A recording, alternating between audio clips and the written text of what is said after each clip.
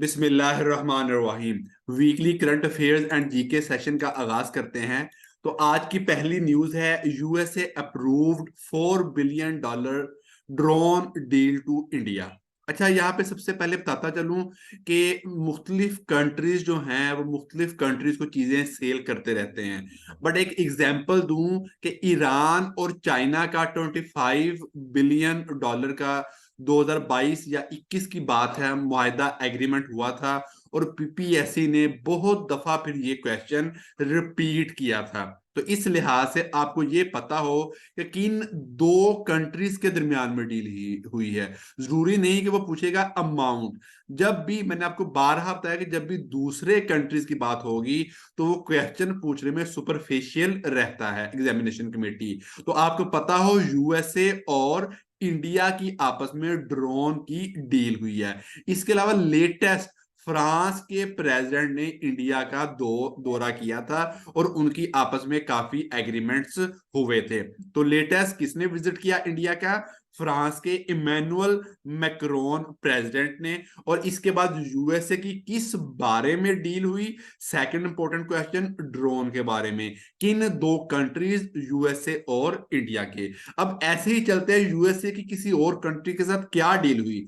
USA F-16 cell to तुर्की। मैंने कुछ अरसा पहले भी न्यूज में बताया था कि भाई यूएसए F-16 सेल करना चाह रहा है तुर्की को, इस शर्त पे कि तुर्की स्वीडन के हक में वोट दे कि स्वीडन नेटो को ज्वाइन करेगा। मैंने बताया था कि बाज औकात मुख्तलिफ कंट्रीज मजबूर हो जाते हैं किसी दूसरे कंट्री की बात मानने को, क्योंकि वो उन्हें एक और बेनिफिट दे रहे होते हैं। तो यूएसए ने क्या कहा कि भाई अगर तुर्की स्वीडन के बारे में यस कर दे कि वो नेटो को ज्वाइन कर ले, अगर स्वीडन नेटो को ज्वाइन कर लेगा तो 32 कंट्रीज हो जाएंगे जो नेटो को ज्वाइन कर जाएंगे। बट अभी 31 कंट्री, लेटेस्ट फिनलैंड 4 अप्रैल 2023 को ज्वाइन किया था।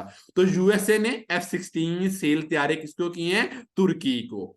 यूरोपीय union approve €54 billion deal to Ukraine after the appeasing Hungary. अब अपीजिंग का मैं वोकैबुलरी में लास्ट में बताऊंगा। मतलब कि यूरोपियन यूनियन ने €54 बिलियन जो हैं यूक्रेन को दे दिए हैं। यही डिप्लोमेटिक पॉलिसीज हैं, यही डबल गेम्स होती हैं, यही ब्लैक शीप्स हैं जो एक तरफ कहती है कि यूक्रेन पे हमला हो रहा है तो टेररिस्ट जो है वो रशिया है। जैसा कि मैंने इंटरनेशनल करंट अफेयर्स में भी बताया कि भाई लिस्ट ऑफ शेम में किस कंट्री को ऐड किया गया? रशिया को। बट वही यूरोपियन यूनियन और यूएसए जो है फलस्तीन के बारे में कुछ भी नहीं कर रही, बल्कि इसराइल को बकायदा आर्म सपोर्ट करती हैं। तो यूरोपियन यूनियन ने €54 बिलियन किस कंट्री को दिए? यूक्रेन को। अब यूरो क्या है आप लोगों को पता नहीं चाहिए कि यूरोपियन यूनियन जब बनी तो 28 कंट्रीज थे जिन्होंने यूरोपियन यूनियन को, 1993 में यूरोपियन यूनियन बनी, ये भी आपको पता होना चाहिए। तो UK, United kingdom European union से निकल गया। ब्रेक्सिट, ब्रिटेन एग्जिट की वजह से तो कितने कंट्री रह गए? 27 कंट्रीज रह गए। अब कौन से कंट्रीज हैं जो यूरो करेंसी को यूज करते हैं इन 27 कंट्री में? वो 20 कंट्रीज हैं। क्वेश्चन दो तरह से आएगा। How many not using euro? 7 countries. How many using euro? 20 countries in European union. अच्छा, यूरो जो है 1999 में इनविजिबल करेंसी के तौर पे इंट्रोड्यूस करवाई गई थी। और क्वाइंस एंड नोट्स, ये दो चीजें हो गई, एक क्वाइंस और एक नोट्स, यानी करेंसी नोट्स, एक सिक्के और एक करेंसी नोट्स, दोनों एक एक मिला के कितने हो गए? दो चीजें हो गई। तो 2 से 2002 में coins and notes of euro launch. वो क्वेश्चन पूछते हैं पास पेपर में, when coins and currency notes of euro launch. तो एक क्वाइन जमा एक करेंसी नोट दो, तो 2002 में ये लॉन्च किए गए। Turkey arrest people spying for Israel's Mossad. भाई तुर्की ने उन लोगों को अरेस्ट किया जो इसराइल की सीक्रेट एजेंसी के लिए क्या नाम है काम कर रहे थे। अब यहां पे बड़े मजे का क्वेश्चन आ सकता है, वो ये नहीं पूछेगा कि भाई कौन से कंट्री ने अरेस्ट किया, क्योंकि डिफरेंट कंट्रीज की एजेंसीज के लोगों को अरेस्ट करते रहते हैं। यूएसए वाले, कनाडा वाले, पाकिस्तान ने जिस तरह कुलभूषण जाधव को अरेस्ट किया था। तो इसमें क्वेश्चन क्या इंपॉर्टेंट है, ये आपको पता होना चाहिए कि इसराइल की सीक्रेट एजेंसी का नाम क्या है। या वो क्वेश्चन को घुमा के ऐसे पूछ लेगा, what is Mossad, it's parliament name, it's airline name, it's secret agency, it's news agency. तो Mossad is a secret agency of Israel. जैसा कि नेसेट, मैंने लास्ट वीकली करंट अफेयर में बताया था कि ये इसराइल की जो है पार्लियामेंट का नाम है। BIN BIN is the secret agency of Indonesia. भाई इंडोनेशिया से इंडोर, इंडोर तो हम इंडोर जगहों पे डस्ट बिन्स रखते हैं कि भाई गंदगी ना पड़े। इंडोर्स में हम क्या रखते हैं, डस्ट बिन्स रखते हैं। बाहर तो हम कूड़ा वैसे ही फेंक देते हैं, तो इंडोर्स में हम क्या रख रहे हैं, डस्ट बिन्स। तो इंडोर से इंडोनेशिया, और BIN is the secret agency of Indonesia. MIT, T T for Turkey, MIT MIT is the secret agency of Turkey. ISI का पता है, इंटर सर्विस इंटेलिजेंस, बट यहां मैंने ये दो चीजें क्यों लिखी हैं कि इनकी मैं आपको फाउंडिंग ईयर्स बताने लगा हूं जो पास पेपर में पूछे हुए हैं। तो आईएसआई 1948, पाकिस्तान बनने के एक साल बाद जो है आईएसआई बना दी गई थी। रा, रिसर्च एंड एनालिसिस विंग इन 1968, 1968 में research and analysis wing secret agency of India जो है बना दी गई थी। तो रा जो है 1965 के 3 साल बाद बना दी गई। आपको इस ट्रिक के साथ पूरी जिंदगी के लिए याद रहेगा। रा कब बनाई गई, 1968 में। आपको कभी भी 2-3 दिन के बाद भूल जाएगा, बट अगर आप ऐसा याद करें 1965 की जंग के 3 साल बाद रा बना दी गई, तो इंशाल्लाह लाइफ टाइम आपको याद रहेगा। Mark Zingerburger, sorry Zuckerberg, apologized for families due to impacts on child. किस कंपनी के फाउंडर ने कोर्ट में अपोलोजाइज किया, मेटा, फेसबुक, और उसका जो फाउंडर मार्क जकरबर्ग। तो क्वेश्चन कैसे पूछेगा, दिखने में बड़ा नॉर्मल सा क्वेश्चन है। वो पूछेगा विच सोशल मीडिया जाइंट, मतलब बड़ा आदमी, which social media giant apologize due to impacts on child. वो जो है मार्क जकरबर्ग, जो मेटा या फेसबुक का इंचार्ज है, जाइंट है, फाउंडर है। World court ordered Israel to prevent acts of genocide. मैंने आप लोगों को बताया था इंटरनेशनल कोर्ट ऑफ जस्टिस को वर्ल्ड कोर्ट भी कहा जाता है, जनरल असेंबली को वर्ल्ड पार्लियामेंट भी कहा जाता है। तो भाई वर्ल्ड कोर्ट ने ये नहीं कहा कि भाई इसराइल तुम रुक जाओ जंग करने से, तुम अब हम जंग नहीं करनी, तुमने अब हमला नहीं करना, बट उसने ये कहा भाई तबाही ना मचाओ, भाई इतना ना करो। मतलब आपको साफ जाहिर पता लग रहा है कि उसने बिल्कुल भी किसी तरीके से नहीं रोका। ठीक है, जैसे दो बंदे लड़ रहे हैं और आप बस दूर दूर से कह जाओ यार हट जाओ, मतलब आहिस्ते आवाज में उन्हें सुने भी ना, और आप चस्का जो है लेते रहो। तो भाई वर्ल्ड कोर्ट ने कहा कि इसराइल जो है वो ज्यादा तादाद में कत्लो गारत ना करे, जीनोसाइड। अब किस कंट्री ने इस पे अदालत में किया था कि भाई ये जंग से रुक जाए, साउथ अफ्रीका। वाहद country, South Africa is the only country which has appealed in world court against Israel. और जमन होतीज, ये वाहद कंट्री जिसने रेड सी वाले रूट पे अटैक किया था ताकि ये लोग जो है इसराइली हट जाए।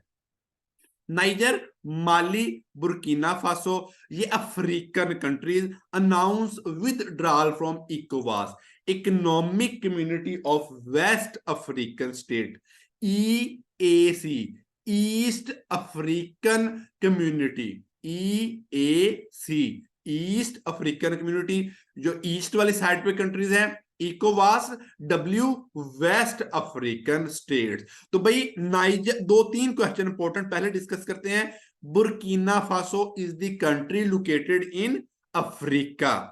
How many countries? ये 54 टोटल कंट्रीज इन अफ्रीका। तो नाइजर, माली, बुर्किना फासो तीनों कहां पे लोकेटेड है? अफ्रीका में। दो मेन कंट्रीज, नाइजर जिसका कैपिटल नियामे, माली जिसका कैपिटल बमाकू। यार तंबाकू लोग उगाते हैं, तो तंबाकू को संभालने के लिए माली चाहिए, तंबाकू को संभालने के लिए माली चाहिए। तो माली टू जो तंबाकू, और तंबाकू से बमाकू, BAMAKO। तो बमाकू इज द कैपिटल ऑफ माली। इन्होंने क्या किया है? इन्होंने वेस्ट अफ्रीकन स्टेट से अपने आप को विदड्रा कर लिया, इकोनॉमिक कम्युनिटी से विदड्रा कर लिया। Nordic country Finland elects President Alexander Stubb after closing Russian borderline। बहुत दूर का कंट्री है, वो बहुत कम चांसेस है कि भाई प्रेसिडेंट का नेम पूछे, बट बहुत इंपॉर्टेंट बातें। Finland is which country located in Europe and Nordic country? Finland, Denmark, Sweden, ये तीन कंट्रीज, और फिनलैंड, डेनमार्क, स्वीडन, ये कंट्री जो है नॉर्डिक कंट्री कहलाते हैं। ये इनके अलावा एक और कंट्री है नॉर्वे। नॉर्वे इसके साथ चार कंट्रीज हो गए, ये क्या है? नॉर्डिक कंट्री हैं, जिन्हें स्कैंडिनेवियन कंट्री भी कहते हैं। तो इंपॉर्टेंट बातें हम डिस्कस करते हैं। नॉर्डिक कंट्री कितने हैं? चार, Finland, Denmark, Sweden, Norway.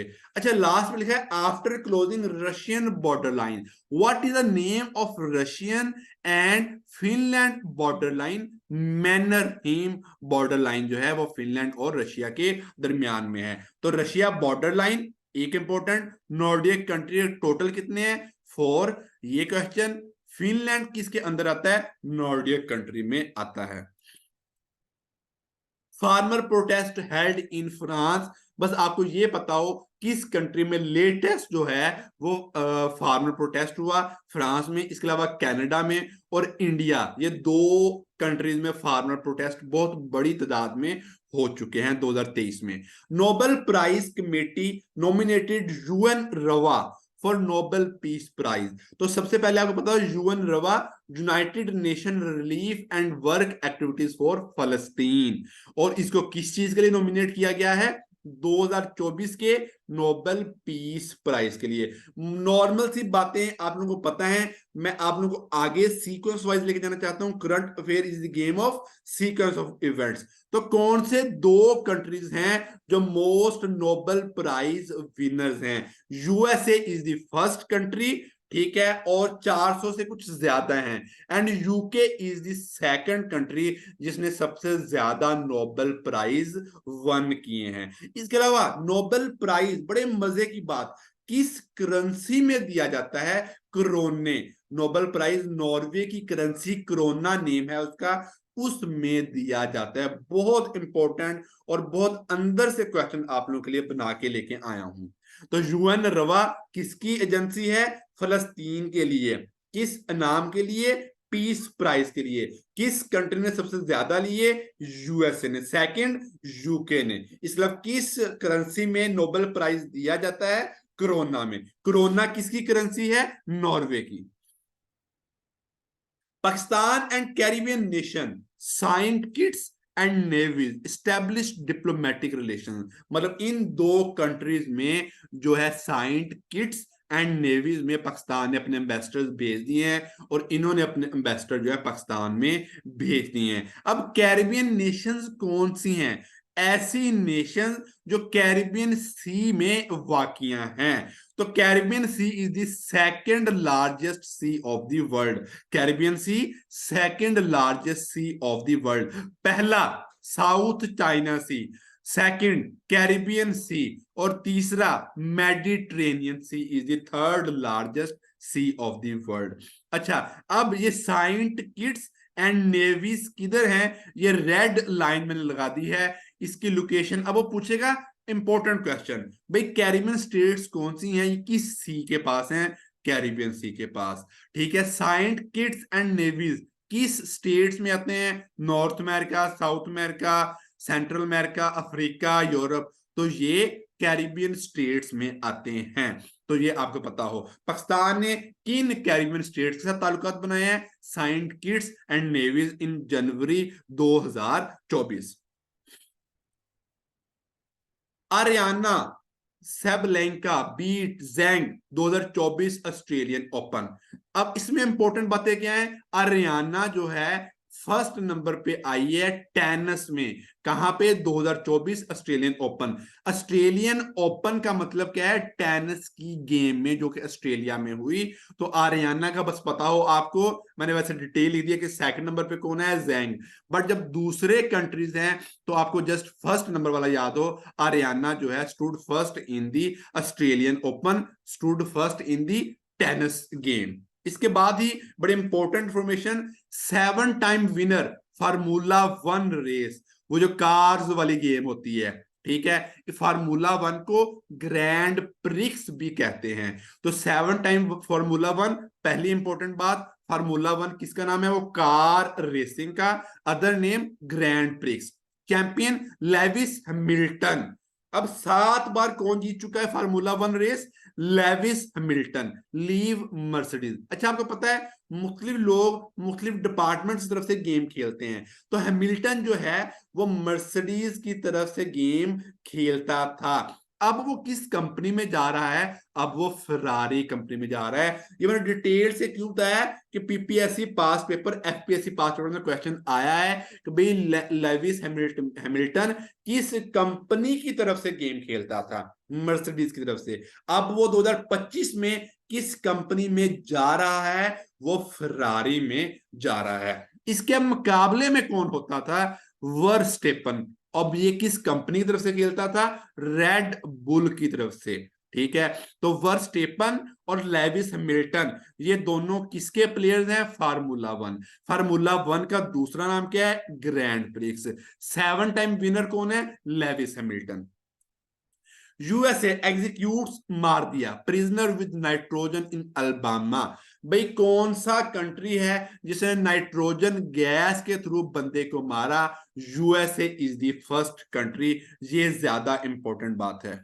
X, Twitter will open office on fighting to child sexual abuse. जैसे कि मैंने आपको बताया कि भाई मार्क जकरबर्ग ने अपोलोजाइज किया दुनिया के सामने कि भाई impacts of social problems on child. ऐसे ही ट्विटर ने साथ साथ क्या किया? वो अपना ऑफिस खोल रहा है कि सेक्सुअल अब्यूज को रोका जाए। तो ये किसने किया? ट्विटर ने। किस कंपनी के फाउंडर ने माफी मांगी? वो Mark Zuckerberg, Facebook Meta company ने। Neuralink installed brain implant in first human patient. Neuralink कब बनी? 2016 में। और न्यूरालिंक किसकी कंपनी है? एलन मस्क की कंपनी है, जो चिप्स बनाती है जो ब्रेन में इंप्लांट की जाए। तो पहली चिप ब्रेन में इंप्लांट न्यूरालिंक ने कब की? 2024 में। न्यूरालिंक बनी कब थी? 2016 में। न्यूरालिंक है किसकी? एलन मस्क की। North Macedonia elected Talat Xhaferi as caretaker prime minister. अब आपको नाम याद करने की जरूरत नहीं है, but what is and where is North Macedonia? भाई North Macedonia located in Europe. सबसे पहले ये पता हो नॉर्थ मैकेडोनिया कहां पे लोकेटेड है। ये व्हील सर्कल मैंने आपको कर दिया है। It is located in Balkan states in Europe. भाई बल्कन स्टेट्स कहां पे हैं? ये अल्बानिया, मैकेडोनिया, बल्गेरिया, येलो में रोमानिया, ये पर्पल लाइट पिंक में बोस्निया, योगोस्लाविया, ग्रीस, ये तमाम कंट्रीज जो हैं ये बल्कन स्टेट्स लेती हैं बल्कन माउंटेन की वजह से। ठीक है, तो नॉर्थ मैकेडोनिया कहां पे है? यूरोप में। नॉर्थ मैकेडोनिया किन स्टेट्स में आता है? बल्कन स्टेट्स में आता है। ठीक है, मेन नाम पता हो, ग्रीस, बल्गेरिया, रोमानिया, ये 3 मेन कंट्रीज हैं जो आपको बल्कन स्टेट्स के पता हो। ताइवान एंड चाइना इतनी जबरदस्त और इतनी शॉर्ट इंफॉर्मेशन लेके आया हूं कि आप लोग इंशाल्लाह सुन के हैरान रह जाएंगे। बट मैं ये हैरान हूं कि मेरे इतने मेंबर्स हैं, 1900 सब्सक्राइबर्स हैं, बट देखने वाले सिर्फ 200 हैं। मेरी चैलेंज है इस चीज में, कितना शॉर्ट करके पूरे वीक का करंट अफेयर जीके कौन लेके आता मुझे बताएं, मैं न्यूज बनाना छोड़ दूंगा। बट आप लोग मजाल है कि इस चीज को देखें। ताइवान एंड चाइना 1335 में during Yuan dynasty a patrol office in Penghu island. भाई ताइवान का ओरिजिन कैसे हुआ? 1335 में जुआन डायनेस्टी ने एक पेट्रोल ऑफिस, गश्त ऑफिस बनाया पेंगो आइलैंड में। 1885 में चिंग डायनेस्टी ने ताइवान को एक प्रोविंस रिकॉग्नाइज कर लिया। 1895 में जापान ने ताइवान के साथ जो है ऑक्युपाई कर लिया, चाइना के साथ साइनो जापानीज वार करके। 1943 में चाइना, यूनाइटेड स्टेट्स और यूनाइटेड किंगडम ने एक डिक्लेरेशन किया, कैरियो डिक्लेरेशन या Cairo declaration, the return of Taiwan, one China one principle. अब मैं आपको छोटा सा एक स्टेटमेंट की सूरत में बताता हूं कि युआन डायनेस्टी ने सबसे पहले एक आइलैंड पे एक ऑफिस बनाया था। आहिस्ता आहिस्ता उस आइलैंड का नाम ताइवान बनता गया और कुछ अरसे के बाद चिंग डायनेस्टी ने उसको एक प्रोविंस तस्लीम कर लिया। जापान ने कुछ अरसे के बाद चाइना से लड़ाई की और ताइवान को अपने कब्जे में कर लिया। उसके कुछ अरसे के बाद चाइना, यूनाइटेड स्टेट्स और यूनाइटेड किंगडम, ब्रिटेन ने, इंग्लैंड ने एक डिक्लेरेशन किया, कायरो डिक्लेरेशन, जिसमें कहा गया कि चाइना को रिटर्न कर दिया जाए, द रिटर्न ऑफ ताइवान। अब ताइवान जो है चाइना के अंडर है और पूरी दुनिया ये कहती है सिर्फ एक ही कंट्री है, वन चाइना। उस प्रिंसिपल को वन चाइना प्रिंसिपल कहते हैं। मखजन रसाला किस बंदे ने शाया किया? शेख अब्दुल कादिर ने। बहुत इंपॉर्टेंट उर्दू सीएसएस का क्वेश्चन है। US and Pak sign agreements for cultural protection. भाई पाकिस्तान की यूनेस्को कल्चरल हेरिटेज साइट्स किन दो कंट्रीज के साथ मुआहदा हुआ है? यूएसए और पाकिस्तान के। मैंने आपको SLR, MMTT, Makli graveyard, Mohenjodaro, Shalimar Lahore fort, Rohtas fort, Taxila और तख्त भाई, ये यूनेस्को की हेरिटेज साइट्स का बहुत बार बताया है। आज मैं आपको यूनेस्को की टेंटेटिव, मतलब ये यूनेस्को में शामिल हो जाएंगी कभी ना कभी, उन साइट्स का बताऊंगा। जय विंदी located in Uch Sharif which is located in Bahawalpur Punjab. Wazir Khan mosque located in Lahore. Hiran Manar located in Sheikhupura near Lahore. Bambor archaeological site located in Sindh. Banbhore का पास पेपर क्वेश्चन भी आया हुआ है कि ये कहां पे है। तो ये टेंटेटिव साइट्स हैं कि यूनेस्को इनको जल्दी हेरिटेज साइट्स में शामिल कर लेगा। अभी तक टोटल हैं कितनी? 6 हैं और ये टेंटेटिव है जो मैंने आपको बताई हैं। दुनिया की 5वीं बड़ी डेमोक्रेसी कौन सी है? It is the 5th Pakistan. पहली कौन सी? इंडिया। दूसरी कौन सी? इंडोनेशिया। और तीसरी कौन सी? USA, largest democracies in the world. Sindh government launches first ever policy on mental health. कौन सा जो प्रोविंस है उसने पहली पॉलिसी बनाई मेंटल हेल्थ पे? सिंध। कौन सा प्रोविंस है जिसने पहली एयर एम्बुलेंस शुरू की? वो पंजाब है। भाई अल्जीमर डिजीज का बताऊंगा मैं आपको। It is related to brain mild memory loss इसे कहते हैं। तो आपको अल्जीमर डिजीज का पता हो कि ये भी मेमोरी लॉस को कहते हैं। मर्दान अली डोम की बलोचिस्तान के इंटरिम सीएम इनागुरेट डीजी बज डिजिटल प्रोग्राम, जिसका नाम डीजी बज यानी डिजिटल प्रोग्राम बलोचिस्तान में लॉन्च किया। तो मर्दान अली डोम की इंटरिम सीएम, डीजी बज क्या है? Digital programme inaugurated in Balochistan. This week current affairs personalities. अब ईरान और पाकिस्तान का पता था कि भाई इनके रिलेशन आपस में खराब हो गए हैं। 16 जनवरी को ईरान ने हमला किया था, 18 जनवरी को पाकिस्तान ने वापस हमला किया था और आपस में अब सूरत हाल बेहतर हो गई है। तो ambassador of Pakistan to Iran Mudassar Tipu ambassador of Iran to Pakistan Reza Amiri, ये आप लोगों को लाजमन पता हो। साउथ अफ्रीका जिसने केस किया था इसराइल के खिलाफ वर्ल्ड कोर्ट में, प्रेसिडेंट कौन है, करंट प्रेसिडेंट कौन है, Cyril Ramaphosa. PTA chairman retired major general Hafeezur Rahman. बड़ी मजे की ट्रिक बताने लगा हूं, अगर वो किसी कंपनी के हेड का पूछे, मजे की बात बताने लगा हूं, एक ट्रिक है भाई, ये सिर्फ ट्रिक है, इसे ट्रिक तक महदूद रखें। किसी वो कंपनी का, किसी डिपार्टमेंट का हेड का पूछने लगे, आपको ना आता हो, तो अगर भाई आर्मी का कोई बंदा वहां पे मौजूद है उस ऑप्शन में, तो वहां पे टिक लगा दें। मुझे 90% उम्मीद है कि आपका क्वेश्चन जो है वो ठीक हो जाएगा। कितनी मजे की ट्रिक मैंने आपको बताई है।